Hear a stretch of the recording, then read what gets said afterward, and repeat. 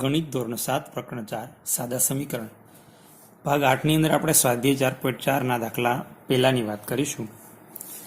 હવે અહીંયા અત્યાર સુધી આપણે સ્વાધ્યાય 4.3 સુધી જે અભ્યાસ કર્યો એની અંદર આપણને સમીકરણ તૈયાર આપી દીધા હતા. આપણે માત્ર એને ઉકેલવાના હતા અને આપણે અગાઉ 4.1 ની અંદર પણ કેટલાક સમીકરણો બનાવ્યા હતા. તો અહીંયા આપણે આ સમીકરણો બનાવવાના છે અને બનાવ્યા પછી ઉકેલવાના છે, જેને આપણે વ્યવહારિક દાખલાઓ અથવા વ્યવહારિક કોયડાઓ તરીકે ઓળખીએ છીએ. એટલે આપણને ખબર પડે કે સમીકરણનો વ્યવહારમાં ઉપયોગ કેવી રીતે થતો હોય છે. પ્રશ્ન પહેલો છે, આપેલી પરિસ્થિતિ મુજબ સમીકરણ રચી. આપેલી પરિસ્થિતિ મુજબ સમીકરણ રચી તેને ઉકેલો અને અજ્ઞાત સંખ્યા શોધો. ઉકેલવું એટલે જ અજ્ઞાત સંખ્યા શોધવી. અજ્ઞાત સંખ્યા એટલે સમીકરણમાં આવતો ચલ. વળી તમને એમ થાય કે અજ્ઞાત સંખ્યા શોધો એટલે શું?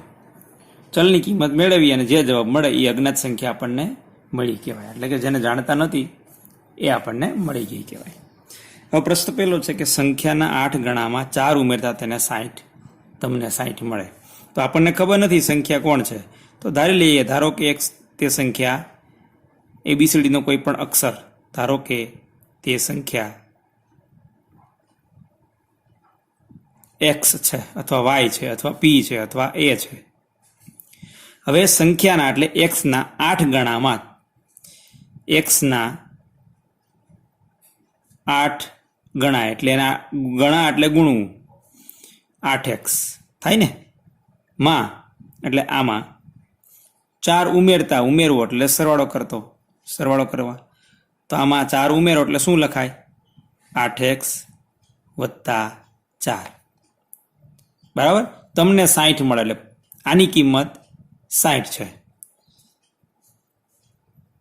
પરિણામ 60 મળે છે. એનો અર્થ આની કિંમત કેટલી છે?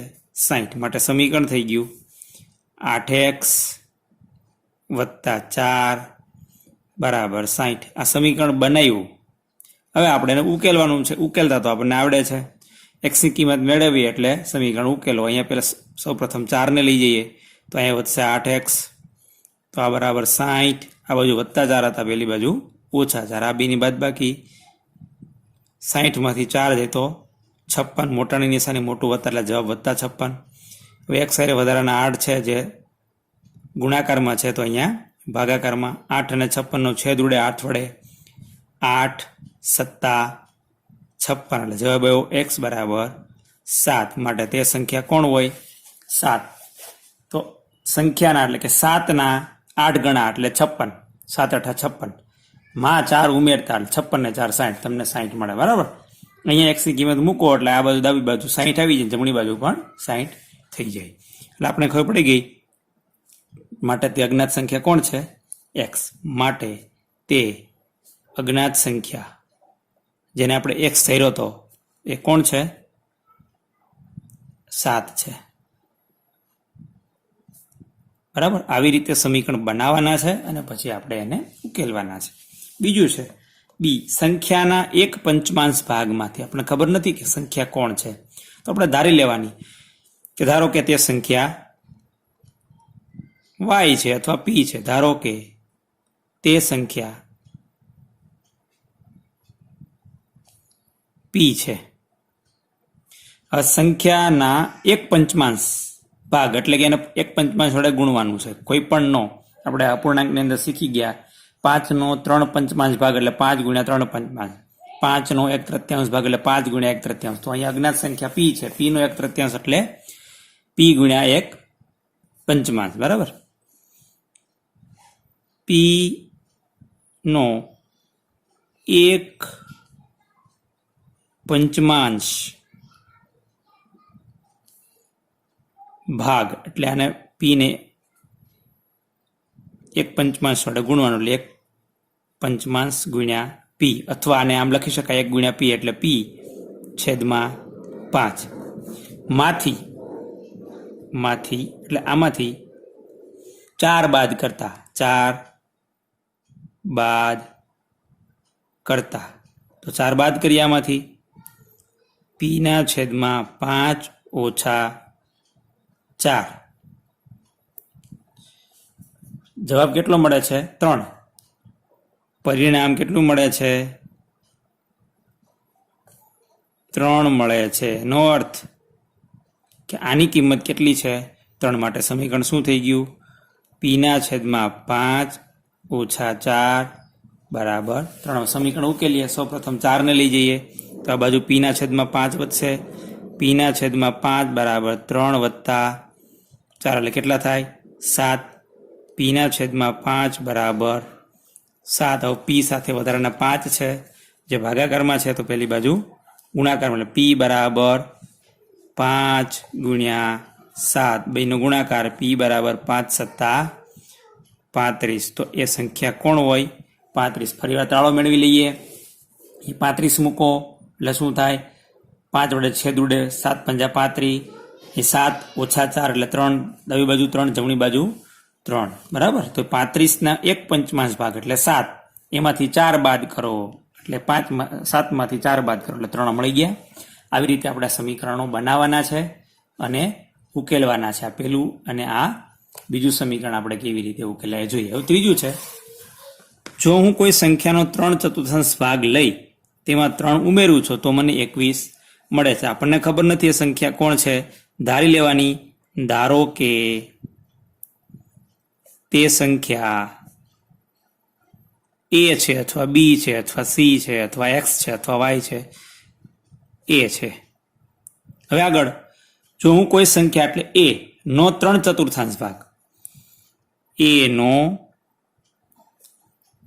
3/4 ભાગ એટલે આ બેનો ગુણાકાર કેટલો થાય? 3/4 એ એટલે આ બેનો ગુણાકાર.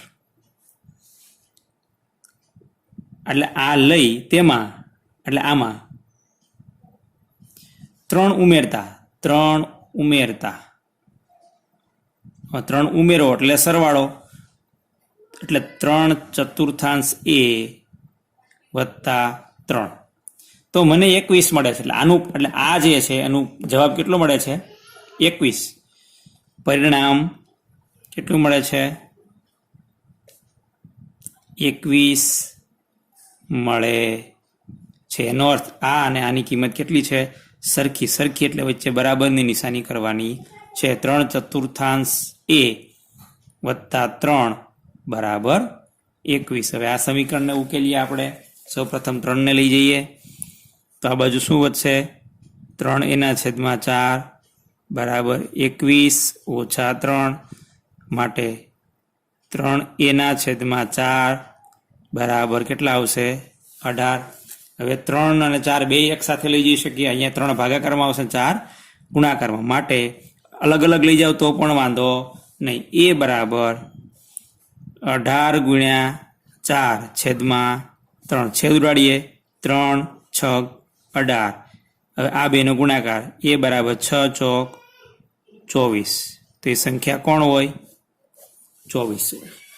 તો એનો અર્થ એવો થયો 24નો 3/4 ભાગ એટલે 24ને 3 વડે ગુણવાના અને 4 વડે ભાગવાના. બરાબર. એટલે 18 આવે. 18માં 3 ઉમેરો એટલે 21 થઈ ગયા. આની કિંમત 18 છે, એમાં 3 નાખો એટલે 21 થઈ ગયા. આવી રીતે આપણે સમીકરણ ઉકેલવાનું છે. ચોથું સમીકરણ છે ડી છે કે જ્યારે મેં સંખ્યાના 2 ગણામાંથી 11 બાદ કર્યા તો તે પરિણામ 15 હતું. તે મેં સંખ્યાના એટલે કઈ સંખ્યા એ ખબર નથી, ધારી લઈએ. ધારો કે તે સંખ્યા અહીંયા દર વખતે જુદું જુદું ધારવું જરૂરી. દર વખતે એક્સ ધારો તો પણ વાંધો નહીં, દર વખતે એમ ધારો તો પણ વાંધો નહીં. આ તો હું એટલા માટે અલગ અલગ ધારું છું કે ધારણાની અલગ સંખ્યા હોઈ શકે. તમે અજ્ઞાત સંખ્યા તરીકે એબીસીડીનો કોઈ પણ અક્ષર લખી શકો. ધારો કે તે સંખ્યા એમ છે, પણ ધ્યાન રાખવાનું બીજી એબીસીડીનો અક્ષર વાપરવાનો, પહેલી એબીસીડીનો નહીં. બરાબર. એ પહેલી એબીસીડી વાપરો તો કંઈ કોઈ ફરક પડતો નથી, પણ ગણિતની અંદર આપણે મોટે ભાગે જ્યારે ધારણા કરીએ છીએ ત્યારે સ્મોલ અક્ષરો વાપરતા હોઈએ છીએ. હવે આગળ કીધું જ્યારે મેં સંખ્યાના એટલે એમના 2 ગણા, એમના 2 ગણા, 2 ગણા એટલે 2 વડે ગુણવું, 2 ગણા એટલે 2 ગુણ્યા એમ એટલે 2m માંથી 11 બાદ કર્યા. 11 બાદ કર્યા એટલે શું થાય? આમાંથી 2m ઓછા 11, તો તે પરિણામ 15 હતું. એટલે આ જે છે એની કિંમત કેટલી હતી? 15. પરિણામ 15 હતું અથવા મળ્યું. તો આ બેની કિંમત કેવી થઈ? સરખું. એટલે 2m ઓછા 11 બરાબર 15. સમીકરણ ઉકેલીએ. 11 ને પેલી બાજુ લઈ જઈએ, આ બાજુ 2m વધશે. 2m બરાબર 15 વત્તા 11, આ બેનો સરવાળો 26. 2m બરાબર 26. હવે m છે એની સાથે 2 છે એ ગુણાકારમાં છે, પેલી બાજુ ભાગાકારમાં, છેદ ઉડશે 2 વડે એટલે 13 દૂને 26, જવાબ આવશે 13. તો તે સંખ્યા કોણ હતી? 13. તો આપણે જોઈ લઈએ. 13 ના 2 ગણા એટલે 26. 26 માંથી 11 બાદ કરો એટલે 15 મળે. અહીં એમની જગ્યાએ મૂકો તમે 13. 13 ગુણ્યા 2 એટલે 26. 26 ઓછા 11 એટલે 15. ડાબી બાજુની કિંમત પણ 15 અને જમણી બાજુની કિંમત પણ 15. એટલે આને આપણે તાળો મેળવ્યો કહેવાય. આપણે આપણો દાખલાની ચકાસણી કરી કહેવાય કે દાખલો સાચો છે કે ખોટો. બરાબર, આવી રીતે આ દાખલાઓ ગણવાના છે. હવે ત્યાર પછીનો દાખલો છે ઈ. મુન્નાએ તેની પાસે રહેલી નોટબુકના 3 ગણા 50 માંથી બાદ કર્યા અને તેને પરિણામ 8 મળ્યું. બરાબર, સાંભળજો. મુન્નાએ તેની પાસે રહેલી નોટબુકના 3 ગણા 50 માંથી બાદ કર્યા. 50 ને બાદ નથી કરવાના, 50 માંથી બાદ કરવાના. હવે તેની પાસે કેટલી નોટબુક છે આપણે ખબર નથી. તો આપણે એમ કહીએ, ધારો કે મુન્ના પાસે X નોટબુક છે. હવે X નોટબુક ખબર પડે કે એના 3 ગણા. X ના 3 ગણા એટલે એના 3 વડે ગુણવું, 3x ને 3 ગણા 50 માંથી બાદ કર્યા ને 50 માંથી બાદ કરતા. બરાબર ધ્યાન રાખવાનું છે. 3x ઓછા 50 નહીં, આમાંથી આ બાદ નથી કરવાના, 50 માંથી આને બાદ કરવાના છે. એટલે શું થાય? 50 ઓછા 3x થાય. બરાબર, પણ આ કિંમત તો કેટલી છે? 8 મળ્યા જવાબ. પરંતુ પરિણામ કેટલું છે? 8 મળે છે. એનો અર્થ આ અને આ બે કેવા છે? સરખા. એટલે કે 50 ઓછા 3x બરાબર 8. હવે આપણે બરાબર ધ્યાન રાખવાનું છે. આ દાખલો તમે ધારો તો અહીંથી 2 રીતે ગણી શકો છો. હું 2 રીતે ગણાવું એટલે તમને ખ્યાલ આવે. તો સૌ પ્રથમ 50 ને પેલી બાજુ લઈ જઈએ એટલે આ બાજુ વધશે ઓછા 3x બરાબર 8 હતા. આ બાજુ વત્તા 50 આવ્યા, કેવા થઈ ગયા? ઓછા 50. આવા આ બેની બાદ બાકી કેટલું થાય? ઓછા 3x બરાબર 50 માંથી 8 જાય 42. મોટામાંથી નાનું બાદ મોટાની નિશાની, 50 ઓછા છે એટલે જવાબ ઓછા 42.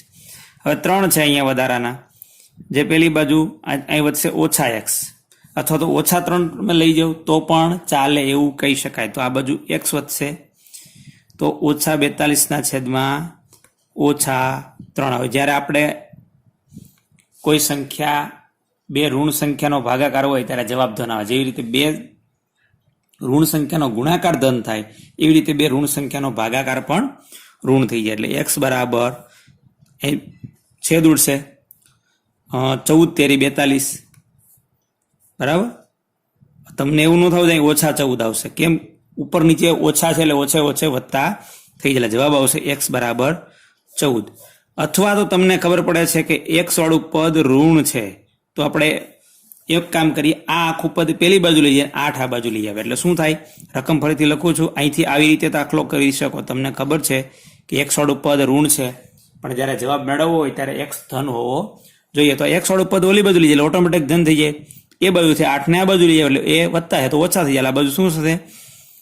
50 આ બાજુથી વત્તા 8 આવ્યા એટલે ઓછા 8 થઈ ગયા. આ બાજુથી વત્તા 3x પેલી બાજુ, ઓછા 3x પેલી બાજુ ગયા એટલે વત્તા 3x થઈ ગયા. એટલે થઈ ગયું x વાળું પદ ધન. હવે આ બેની બાદ બાકી કેટલી થાય? 50 માંથી 8 જાય 42. મોટાની નિશાની મોટું ધન છે એટલે જવાબ ધન. હવે એક સારા વધારાના 3 છે જે ગુણાકારમાં છે, તો આ બાજુ ભાગાકારમાં 42/3 બરાબર એક્સ 14 તેરી 42. એટલે ઓટોમેટિક આપણને જે ઋણવાળું પદ હતું એ ધન થઈ ગયું ને જવાબ તો તમને સરખો જ મળવાનો છે. કદાચ અહીંથી તમે 3 ને લઈ ગયા હોત, ઓછા એમને રાખ્યા હોત તો ઓછા એક્સ બરાબર ઓછા 14 આવત. પછી બંને બાજુ ઓછા 1 વડે ગુણી અને આપણે એક્સની કિંમત એક્સ છે એને ધન લઈ આવત. બરાબર. તો આપણને ખબર પડી ગઈ કે મુન્ના પાસે 14 નોટ હતી. 14 નોટના 3 ગણા એટલે 14 તેરી 42. એ 42 તમે 50માંથી બાદ કરો એટલે 8 જવાબ મળે. એટલે અહીંયા તમે 50 ઓછા 42 થશે. બરાબર. 50 ઓછા 42 એટલે 8. 8 બરાબર 8. આવી રીતે આપણા દાખલાઓ ગણવાના છે. હવે આગળનો દાખલો, ત્યાર પછીનો દાખલો છે એફ. ઈલાએ એક સંખ્યા ધારી. જો તે તેમાં 19 ઉમેરે છે અને મળેલા સરવાળાને 5 વડે ભાગે છે તો તેને 8 મળે છે. તો આપણે સૌ પ્રથમ ને ખબર નથી કે ઈલાએ કઈ સંખ્યા ધારી છે, તો ધારી લઈએ. ધારો કે ઈલાએ ધારેલી સંખ્યા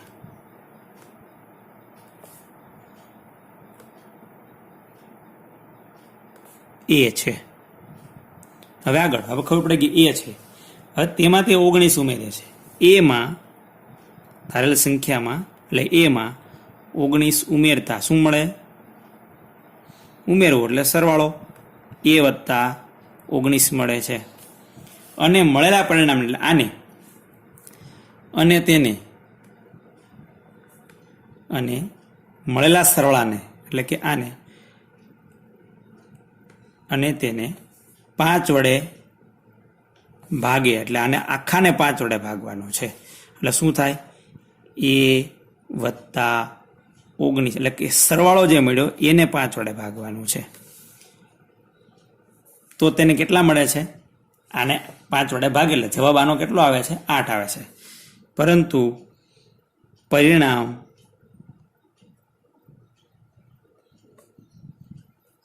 આઠ મળે છે. એનો અર્થ આ બેની કિંમત કેવી છે? સરખી. એટલે કે સમીકરણ બની ગયું એ વત્તા 19 ભાગ્યા 5 બરાબર 8. હવે સૌ પ્રથમ આ 5 જશે. શા માટે 19 નહીં જાય? કારણ કે 5 એ આખી ડાબી સાઈડના ગુણાકારમાં છે, તો એ આખી જમણી સાઈડના 5 એ આખી ડાબી સાઈડના ભાગાકારમાં છે, તો 5 એ આખી જમણી સાઈડના ગુણાકારમાં જશે. એટલે માટે આ બાજુ કોણ વધશે? તો કે એ વત્તા 19 બરાબર 8 ગુણ્યા 5. આ બેનો ગુણાકાર 8 પંજા 40. એ વત્તા 19 બરાબર 40. હવે એ સાથે વધારાના 19 છે જે પેલી બાજુ બાદબાકીની ક્રિયામાં જશે. એટલે એ બરાબર 40 ઓછા 19 માટે એ બરાબર કેટલા આવશે? 21. તો ઈલાએ ધારેલી સંખ્યા કોણ હોય? 21. આપણે જોઈ લઈએ. એ એટલે કે 21માં 19 નાખો એટલે 40. આ સરવાળો 21 અને 19 નો સરવાળો 40. 40 ને 5 વડે ભાગો એટલે 8 પંજા 40. એટલે 8 બરાબર 8 જવાબ આવી ગયો. આવી રીતે આપણે અહીંયા દાખલા ગણવાના છે. બરાબર. હવે આ પહેલા દાખલાનો છેલ્લો દાખલો છે જી. અનવર એક સંખ્યા ધારે છે. આપણને ખબર નથી અનવરે કઈ સંખ્યા ધારી. તે સંખ્યાના 5/2 ભાગમાંથી તે 7 બાદ કરે છે અને પરિણામ 23 મળે છે. તો ધારો કે અનવરે ધારેલી સંખ્યા બી છે. અનવરે ધારેલી સંખ્યા બી છે. હવે આપણે ખબર પડી ગઈ તે સંખ્યાના એટલે કે બી ના 5/2 ભાગ એટલે 5/2 વડે ગુણવાનું છે. 5/2 ગણા કયો કે 5/2 ભાગનું કયો? બરાબર.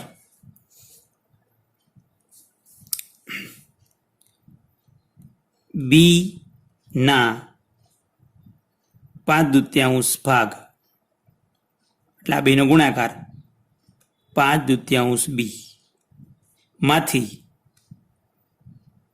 7 બાદ કરતા એટલે આ બેની બાદ બાકી 5/2 બી ઓછા 7 આટલું આ મળે ને. પણ પરિણામ કેટલું મળે છે? 23. આનો જવાબ કેટલો મળે છે? 23. પરંતુ પરિણામ 23 મળે છે. એટલે સમીકરણ શું થઈ ગયું?